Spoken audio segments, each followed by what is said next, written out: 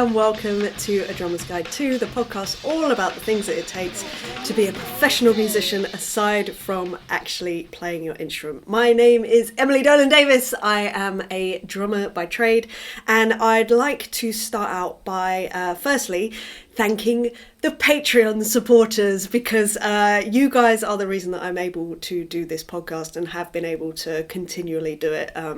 And I just wanted to say thank you, because I don't think I have actually thanked you enough. So thank you for subscribing, for supporting. If you're listening right now and you're not part of that crew and you want to be, go to patreon.com/Emily Drummers. Anyway, on with the show. The show, it's so lame. Anyway, how are you?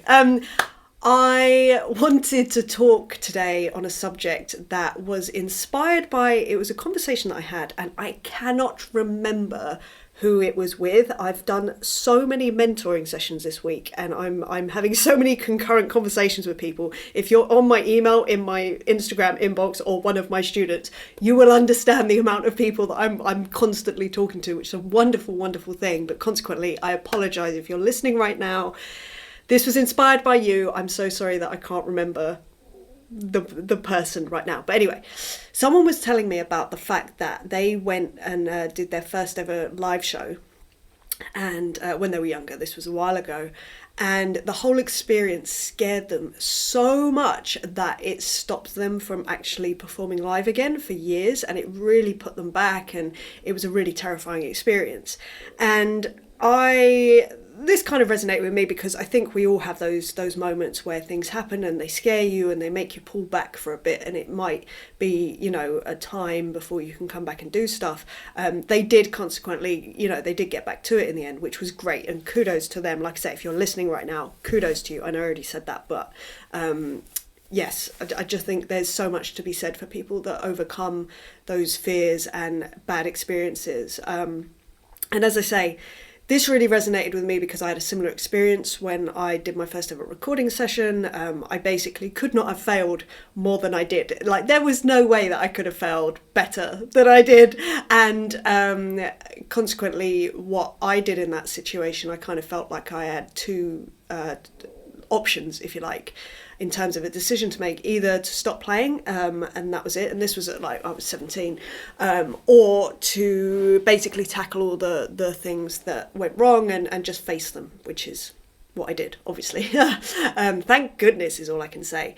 And it brought me round to this idea of just noticing retrospectively when tackling skills that I have wanted to obtain or goals that I've wanted to obtain, and what a consistent skill that I've put, or not skill, a consistent approach that I've had to developing those skills. And I've realised across the board, and this has started from when I very first started playing, I just didn't really understand that that's what it was, until I started thinking about it today, really. And that is this concept of normalisation. Doesn't it sound sexy? Doesn't it sound exciting? Normalisation. Oh, aren't you glad that you're listening to this right now? So what this is for me is, whatever it is I'm trying to achieve, I have to get to a point where I can do it almost instinctively, intuitively, or without even, there's no sort of emotion attached to it. It's normalized. It's normalized. This is the normal thing that I do. And it's at that point that I'm like, okay, cool. I officially have achieved this goal. I have officially obtained this skill. Not to say that means one and done. Obviously you have to keep developing skills, and you can always develop every skill that you have. I'm a true believer of that, although not all people are. It's very interesting when you have conversations with people that think that things like music, there's sort of a finite amount to learn, and then they're done, as it were. And I'm like, oh my god, it really scares me when I meet people like that. I'm like, wow, how do you think like that? That's incredible to me. But anyway, so again, I just thought that I would share some of the experiences that I've had and how I've normalized the skills that I've wanted to obtain, basically. Now, I thought I'd start out with the in line with the inspiration for this, which was playing live, as my friend that I spoke to, that I can't remember who it was, who inspired this, and I thought about that because I remember so well my first ever gig. So it was this Battle of the Bands in the local council ran. So all of the schools in Enfield Council would put in bands, like school bands, to compete. And I was in one of these bands, and I remember, the thing that I remember the most was walking down this really brightly lit corridor and feeling really physically nauseous. And I'm someone who has a fear of vomiting. So I remember this feeling so well because I was so scared, not just about the prospect of what was about to happen, but also because I was feeling sick. I was like, oh my God, I can't be sick, because like that is literally worse than death to me. That's how I felt about it. And again, this is mostly retrospectively, because I didn't have this insight at the time, definitely not. I remember feeling it, and retrospectively, you know, it clearly was because there was so many unknown factors. I'd never sort of been on a stage, performed in front of an audience, at least not outside of school. I think I'd done a few bits inside of school, but it was just like that first step of, wow, I'm going to be playing on stage with a band. That's so cool. But anyway, I was terrified. I got up, I did it. The elation coming off stage, the adrenaline, the feeling, just all of that stuff was so great that I think it overshadowed the initial fear, which is great. I'm very lucky that was my takeaway, if you like, and it led me to carry on. And so it was never really a thing for me in terms of stage fright or anything like that stopping me from going on stage, because then I also remember that I never felt that intensely nervous going on stage ever again. Like, I felt nerves the next time and the next time and the next time, but every time it dissipated. And now I do not get nervous going on stage. And there are very, very, very small exceptions to that rule. And even if I do, it's so mild, I barely even notice it, to be honest. But I never do. And it's partly because of this concept of normalisation. I make sure that I know exactly what the hell I'm doing when I'm going on stage. I am an over-preparer. It's who I am. And as I say, just by pure coincidence, by pure luck, me going on stage became normalised. And that was because I was playing so many different gigs with different people in different scenarios. So I was doing, as I said, I was doing these school concerts, which would basically be me and my best mate Charisse, who is also still a drummer, plays with Simple Minds, love her to bits, my busy mate. So we would be basically the only drummers, bar our first year there were a couple of others, but we became the only drummers in the school that would play with all of the artists at the summer concerts, so that we'd have like multiple like acts, if you like, and if they needed a drummer, lo and behold, me and or Charisse would be up there with them, which was great. It was really good. It meant that we were playing all sorts of styles and stuff, and that was from age 11. Also, I was sort of playing in loads of different bands outside of school, so doing that, and then I was also going to blues jams. So and that is one scenario that is not normalised for me. It is to a point. Put me in a blues jam, I am happy as Larry. Put me in kind of a pop or like anything around that sort of area, like pop rock kind of jam, like basically a jam that's playing like function kind of songs. Fine, I can do that. Put me in anything that's kind of like soul or funk. That's not normalised. That will make me a little bit nervous. Put me in a sort of jazz fusion jam. Forget about it. I'm not even getting up. I am going nowhere near that, because that is terrifying to me. That is not normalised. Maybe it will be one day, but right now that kind of that goal is not a priority for me right now. But anyway, like I say, by pure luck, the playing live thing became normalised. Because I just did loads of it, and retrospectively I realised that is a big thing, because not everyone has done that in the past, you know, and it becomes a big fear, which I totally get. so anyway, that was, I think, my first experience of like normalization. And then in terms of when I was actively, consciously doing normalization, the first time that I remember, and I want to talk about the normalization of skills that I believe are the reason that I have a career, basically. And I think this normalization thing is kind of a really good umbrella of how I approach every skill that I think has given me my career. So the biggest skill that I have, this is aside from playing, obviously, because playing, you've got to be able to play your instrument. It's a given. I say that at the beginning of every podcast episode, but I'm kind of taking that as a given with you. But the biggest skill that I have learnt, that I believe has given me the most work, that has made me reliable, that has made me, people can depend on me to come in and do a good job, that is charting. That, I think, that skill alone has maybe led to, I don't know, in terms of skills, I'm trying to think about a pie chart and trying to think about the different skills that I can bring to the table the different skills that I have that enable me to work. And I think the charting is probably around the like 45% mark, maybe even more. It has enabled me to do so much work and put myself in so many situations because of it, and because I know that I can rely on it.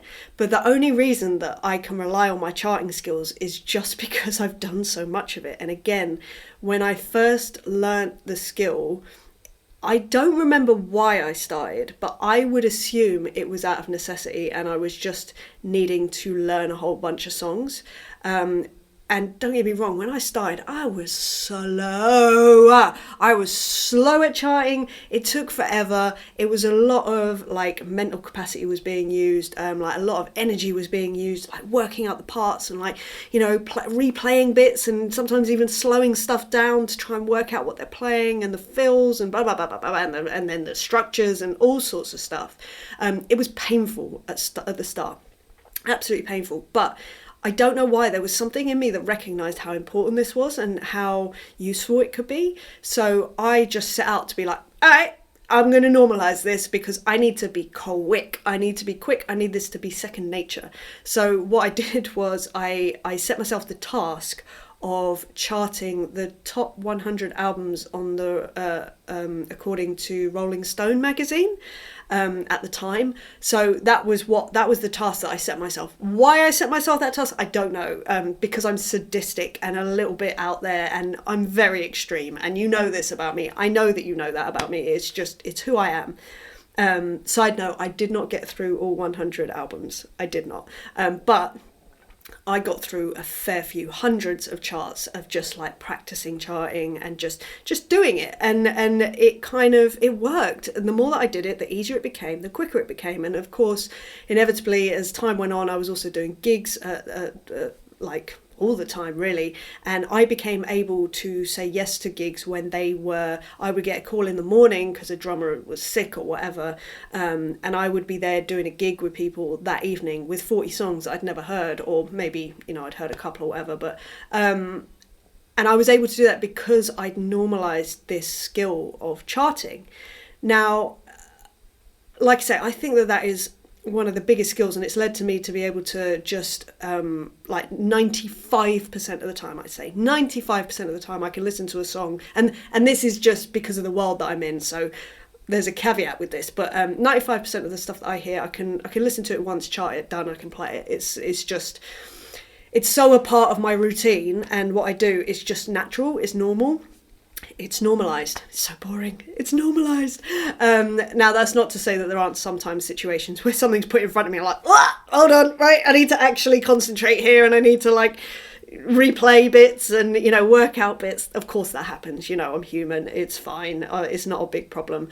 But again, this idea of like normalising charting by just doing loads of it is kind of, yeah, I think that was my first instance of the understanding of normalisation. Oh, that means I'm meant to take a break, and I was actually meant to turn that off, so I'm very sorry. But anyway, yeah, I think that charting was my first foray, if you like, into normalizing things by just doing loads of it, and it's definitely put me in good stead. So there's one very big thing that I normalized a long time ago that has really helped me. And as I say, it's one of these retrospective things where when new opportunities come up and things, I notice things that scare me, I just think, right, well, if it's scaring me, I need to normalize it. How am I going to do that? So this was also another example of this. I know I've spoken about this before. By the way, can I just say, I'm really sorry when I repeat myself on stuff. My memory is so bad. I don't know. I think I'm repeating myself constantly. So I'm sorry if you've heard this story before, which you will have done. You will have heard some of this anyway. So another normalisation situation was with the Voice Kids when I got that gig, which I've spoken about at length, but a big part of it is reading. And at the time was no good at reading. I could read a little bit. Obviously, I was doing charts, so I could read a little bit. I could write my own charts, but they weren't necessarily... it was just different. It's just different. It's not reading music. It's not the same. It's definitely not the same. It's a good basis, but it's not the same. And also reading someone else's music. Like, it's not my charts, they're other people's, and they're proper. They're proper, they're not Emily versions. So the way that I approached that normalization was just to get the biggest collection of drum charts that I could in so many different styles. First of all, not styles of music, styles of writing, because everyone writes charts slightly differently. Even down to like fonts. I mean, it sounds silly, but it does make a difference. Also, it was a massive discrepancy in the how detailed each of the charts were. So some of them were very basic, like the very basic beats, no fills, nothing like that. It would just be a general kind of couple of slashes with fill over the top rather than the actual notation. Down to the other end of the scale, which was like every single little ghost note and every like nuance and a really intensive kind of charts. So I knew that if I kind of challenged myself learning all these different types of charts, that no matter what was put in front of me, I'd be able to handle it. And luckily, on The Voice Kids, Steve Parry, the legend that he is, writes the most beautiful charts I've ever seen. They are the perfect mix of like, they're basically just like the perfect amount of information on a page. So enough to make you be able to do your job really well, but not enough that it overwhelms you. So thank you, Steve Parry. I love you so much. You know I love you so much. But yeah, so I was lucky in that situation. When I got into the situation, they were brilliant. But I felt so over-prepared. It was so normalised. And I'm not saying that I sat down and was like, I'm perfect. No. I was still scared. I was still anxious. There were many reasons for that coming into that room. However, my level of reading was at a level that I never even thought was possible for me. So that was a crazy situation. And actually it was only like, I think it was 3 months it took me of like doing it for an hour a day. But I knew that I just had to make it so that it was not a thing. When a chart was put in front of me, it wasn't scary. It's just another day. It's just another day. It's just another chart. It's just another song. Let's go. What I will say is that at the time, I had it in my head, and I mean, it's fine that I didn't do this because I did the job, but the next level for me would have been booking in to do a reading gig. But I was so scared of that because for me, that really could have gone one of two ways. Either it would have supported that I could do the work, I could do the job, or if it didn't go that well, it would have set me back. So, and it would have created more anxiety and fear around it when I might not have had the time to rectify it, if it makes sense. So I kind of did cost. I can't remember that term. A cost something analysis, cost benefit analysis, let's call it that. And I realised that probably wasn't the right thing in terms of making me feel confident. So yeah, it's kind of, this is going to sound awful. for me, normalization is kind of like draining all the energy out of whatever you're trying to do, so that it just is like every day. It's just rote. You're doing it by rote. I think that's the right term. Can I just say it's Monday, so my brain isn't quite connected yet, and which is fine. At least hopefully it's entertaining for you. And you just get, Emily, what in the world are you talking about? A more recent thing, speaking of the Voice Kids, and more recent skill that I've been developing, and it's so cool, is this idea of, I say this idea, it's improvisational playing, or like soloing. So basically, I've said this before, but on The Voice Kids, it has a really good knack of exposing to you your biggest vulnerabilities, which is awesome and really painful and terrifying, and you cannot get away with anything, because, you know, basically my thing is, or has been historically, I am a song drummer. That's it. I play songs, and that's it. I would never, ever, like consider myself a drummer that can do improvisation, or if I was on stage and someone yelled drum solo, they're like the scariest two words that I can ever hear, to the point that I would have a proper fight or flight response. Like, I would feel the blood draining from my extremities, like heart pounding, like just proper irrational fear of drum solos. You know, if I was in a situation that I'd have to do a drum solo, I would meticulously plan it, so that I knew exactly what I was going to play, because the thought of just going on the fly, forget about it. I'd be falling all over myself. It's just terrifying, absolutely terrifying. So anyway, I've been telling myself this for forever, basically. You are not a drum solo player. You do not do drum solos. That's basically what I told myself. Anyway, as I say, The Voice Kids has this wonderful knack of bringing these things up. And for the whole of my career, I've managed to really successfully avoid any situation where improvisation or soloing is kind of involved. I've done that pretty successfully. Occasionally I'd accidentally fall into it and, you know, just deal with it. It'd be awful. I'd feel terrible about myself. But I'd tell myself, it's because you're not a drum solo player, so it's fine.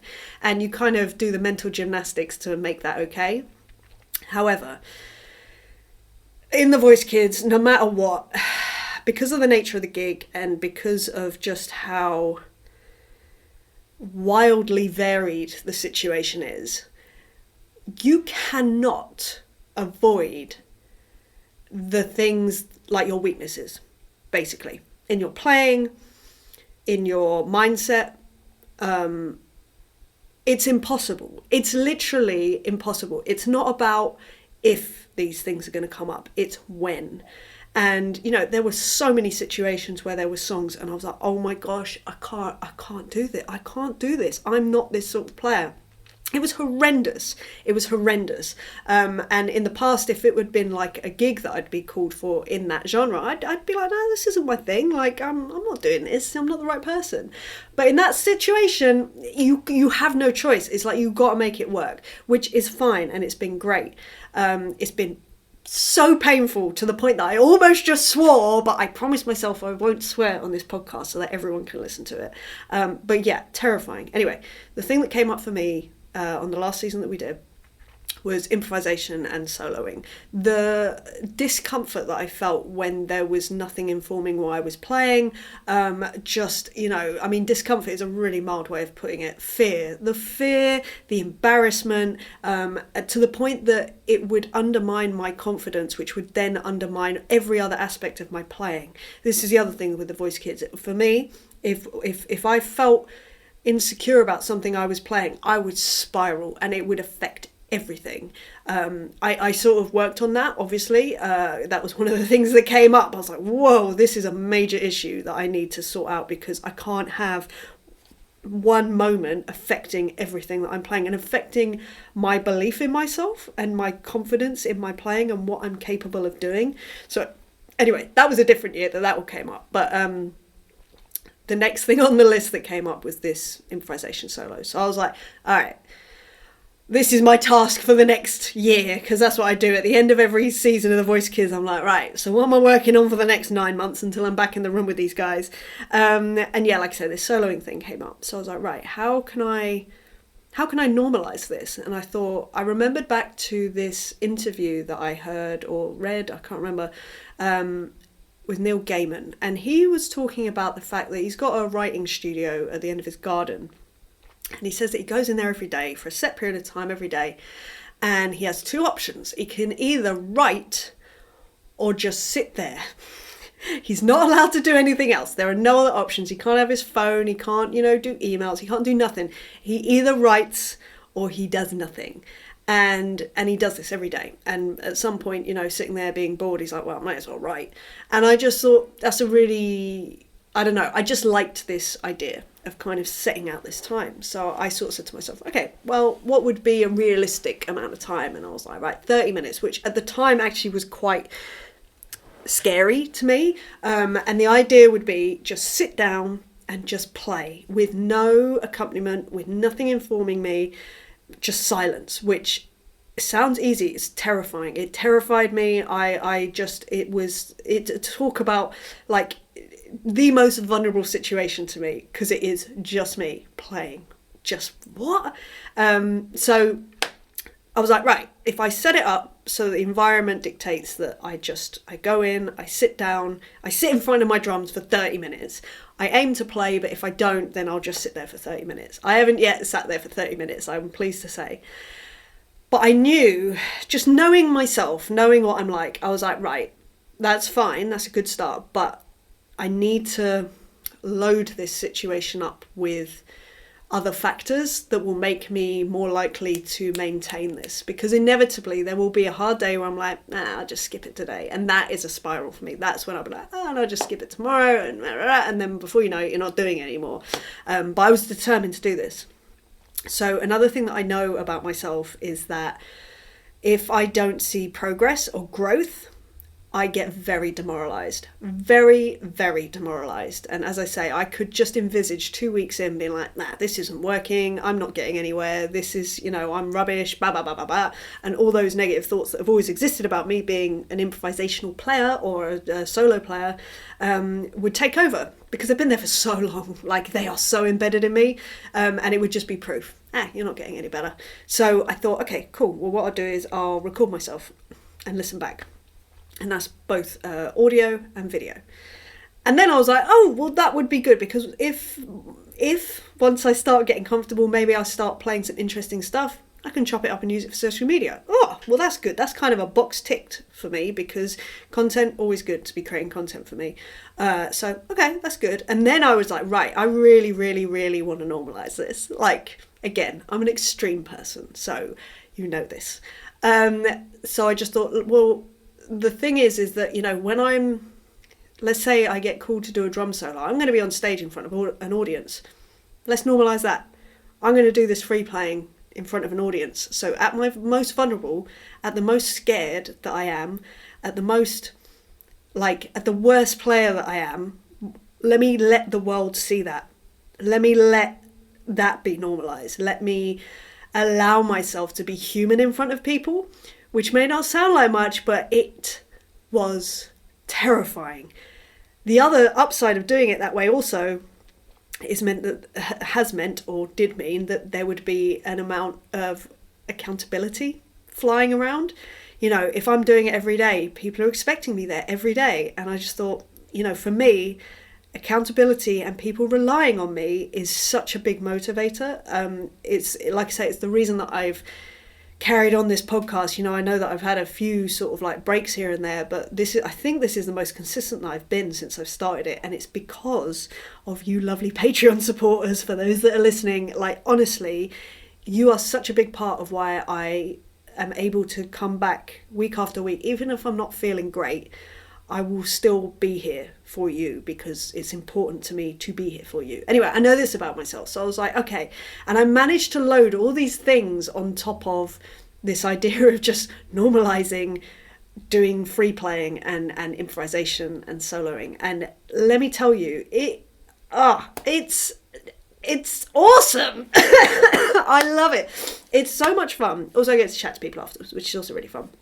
But another thing is that I had a situation, sorry, hold on. Sorry. I had a situation 2 weeks ago, I was playing I wasn't playing it. I went to a gig, a friend's birthday gig, and he sort of said to me, "Oh, do you want to get up and play a couple of songs? And we'll do like a double drummer thing." So his regular drummer's playing, and I would just be set up on a kit on the side, and then we'd play a few songs. And I was like, yes, I'm well into that. Anyway, I realised that part of one of these songs had a moment where me and the other drummer would be trading bars. Now, in the past, two things would have happened. First thing is, if I'd have found out about it, I say found out about it, I've played this song so many times, I just had forgotten. But let's say I found out about it on the day and it was an in the moment thing. As I said, I would have been like, rah! Like just freaked out. It would have been awful. I probably would have just kept time because that's my safe space and is what it is. Or I would have meticulously worked out sort of bars to trade with this other drummer. But because I've been doing this free playing for the last year and a half now, I thought, right, this is an opportunity. I'm not going to prepare anything. I'm just going to let it happen and see what happens. So we had a sound check. So we did that. It was fine. I did it. I did fall over myself at one point. I was so annoyed. And do you know the only reason that I fell over myself was because I suddenly got really intimidated by the other drummer. I don't know why. It wasn't even logical. It was one of those things. I saw him do something and I was like, oh God, I should do that. It's ridiculous. It's the most ridiculous way of thinking ever. But I caught myself and I knew why it happened. And I was like, right, learn. We move on. And anyway, I did the gig. I still did not prepare anything and I just went with the moment. And I did it. I didn't fall over. I don't know what in the world I played. I just know that I was happy with what happened. It is on video. I have not watched it back yet. I will at some point, but it wasn't about necessarily what I played. It was the fact that I did it like that. It was the fact that it worked, that, you know, it was legitimately a piece of improvised drumming that was purely, in the moment, the most honest, reactive playing potentially that I've ever done in a live setting, in a gig setting. And for that, I was so proud of myself. I'm still proud of myself for doing that. It was 25 years of telling myself that I couldn't do that, and I did it. And it probably doesn't sound like much to some, but to me, it was such a moment. It really was. It was breaking away every preconceived idea that I've had about myself for the last 25 years. Equally, even yesterday, I had a friend come into the studio and they were like, oh, can you play me something? Now, in the past, I'd hate that. I'd be like really reluctant. I would just play a beat or something, like something really simple, because it's awkward. I get embarrassed. I'm like, oh my God, like this is awful. I feel like, I don't know. It's just, it would always make me feel really uncomfortable. But again, yesterday I was just like, yeah, sure. And I sat down and I played random stuff and I felt relaxed and I enjoyed it.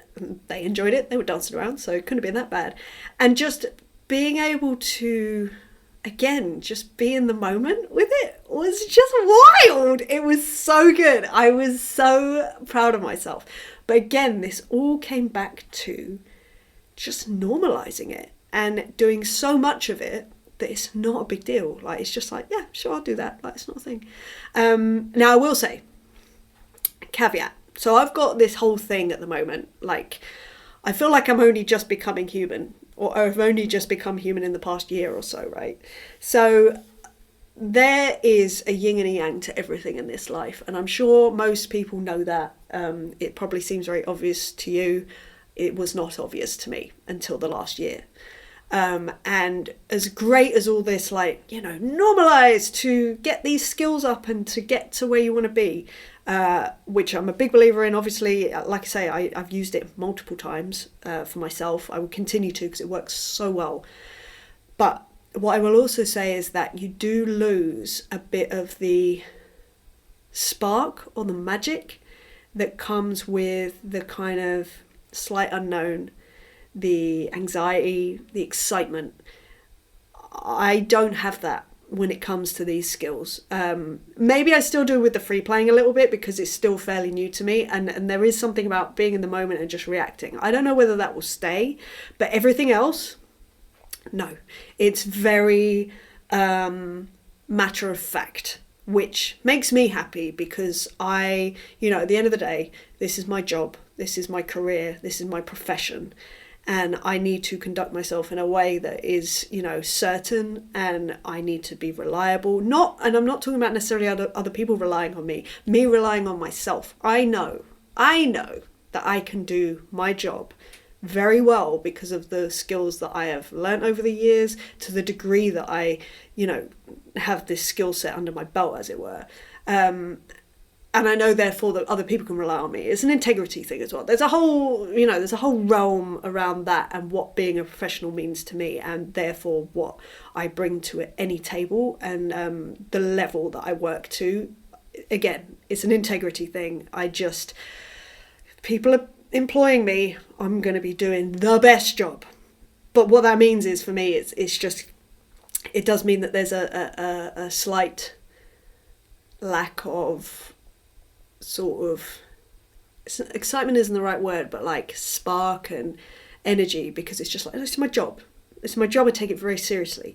As I say, in the free playing world, it's kind of a little more, there is still a bit of spark. And obviously, when you're on stage, you have moments. You have moments on stage with other band members, with the audience, with the artist, where moments of just pure, I want to call it honesty and connection.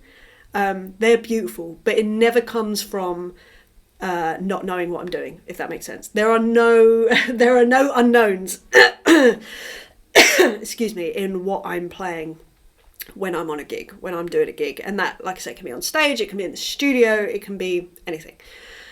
So that is the only thing that I would kind of warn about, because I was talking to someone else about this week. People think that, I get to do this job and I adore it with all my heart and soul, but I think there is a slightly romanticized version of what being a professional musician is. And there are beautiful moments, don't get me wrong, but it's not as magical as you think it's going to be when you look at it from the outside. All that magic, was it maggots? All that maggots on stage, all that magic on stage that you see as a punter is there's a lot of work that goes into that magical moment for an audience member. And once you kind of start realising that and indulging that and working through that, it's not the same. It's not the same. And as I say, I am so grateful I get to do what I do. I love what I do to the depths of my soul. But it's not like a spark thing. It's like a centering, knowing, confident thing. Which again, I think is good. I think that's a good thing when you're coming on to do a job. So just be warned that the problem with normalisation is that you can lose a little bit of that magic element. At least that's my experience. Again, you might have a completely different experience. I hope you do. But I think it's worth mentioning it because it's not what I expected when I was starting out. Definitely not. And now I appreciate it, and it makes me really appreciate when I find that spark in other people's music or in other things, because I know how to maintain that spark, if you know what I mean. I don't know if that makes any sense, and I'm so sorry if it doesn't. The other thing that I will also say about normalisation is there is also not a dark side to it, but there's also situations that I've been in where I've been very aware that something is happening that I'm not happy about. And I think to myself, I don't want this to be normalised. So for instance, excuse me, I haven't coughed like for 2 days, and all of a sudden I'm coughing like a crazy person on this episode. I'm so sorry. I promised on the last one that I wouldn't be coughing as much, and here I am just hacking away. So I was in a situation, I was playing with an artist who will remain nameless, obviously, and basically they were talking, we were on a gig, they were talking to the local crew of this venue so badly. It was horrendous. It was horrendous. Embarrassed isn't the right word, it's not good enough, but I was ashamed. I was ashamed to be affiliated with this artist. I was ashamed to be on the stage. I hated it. I hated everything about this situation that was going on in front of me. I wasn't in a position to kind of say anything. And I thought to myself in this moment, I thought, I'm not okay with this, and I don't want this to become a normal piece of behaviour in my life. I always want to be outraged by that kind of behaviour, if that makes sense. And I feel like the more you're around anything, the more normalised it becomes. And in that moment, I was like, well, I need to leave. I need to leave. And it was in that moment I was like, I need to move on. I don't want to be around this. And obviously there's a sliding scale with that. If you're talking about behaviour of like someone that is important to you, like a friend or a family member or a partner, fair enough, address it, that's fine. But sometimes it is just as simple as, oh no, don't want to be around that. And if you're not in a position to kind of talk it out, or you don't want to talk it out, like it's not that important to you, like there are other things that are important to you. Historically, I have walked away. I've just gone, right, not necessarily citing that as the reason, but I'm very cautious about the behaviours that are around me that become normalised. Because again, you can use that in a really positive way. If you've got people around you that are always striving to do great things and being very kind to people, that is the behaviour I want normalised. I'm lucky that is the behaviour that is normalised around me. You look at my family, and my friends, my closest friends, they are the kindest people. They work so hard. They're compassionate, they're empathetic, they're just, I think they're wonderful humans. I really do. They're some of my favourite people. And to me, the behaviour that they elicit is completely normal. I'm like, yeah, in my head, everyone's like that. Of course, you go out into the world, you realise maybe not. You talk to other people and like, you do know that that's unusual. And I'm like, is it? Well, it's not in my world. That's how we collectively conduct ourselves. That is how we strive to conduct ourselves. Don't get me wrong, we all have moments that we're not able to or whatever, but yeah, it's just really interesting. So anyway, normalisation, sexy subject. But anyway, I hope that this has helped you in some way. I hope it's inspired you to think about, if you are sort of heading towards goals, just thinking about how can you normalise it? How can you do so much of it that it's just another thing that you do? I'm really big into it. It's my favourite way of getting the most experience in a skill. I did the same when I opened up the remote recording studio. I just decided, right, I'm going to do absolutely loads of this. I'm just going to record loads so I can work out my processes, so I can work out, mic placements and just get the best sound that I can and make sure that I'm communicating in the best way that I can. Same with this podcast. I was like, well, I'm just going to do loads of episodes and I'll work it out as I go. And if you look at the very first episode that I did on tour bus touring, there's so much wrong about that. There's so much to be improved upon.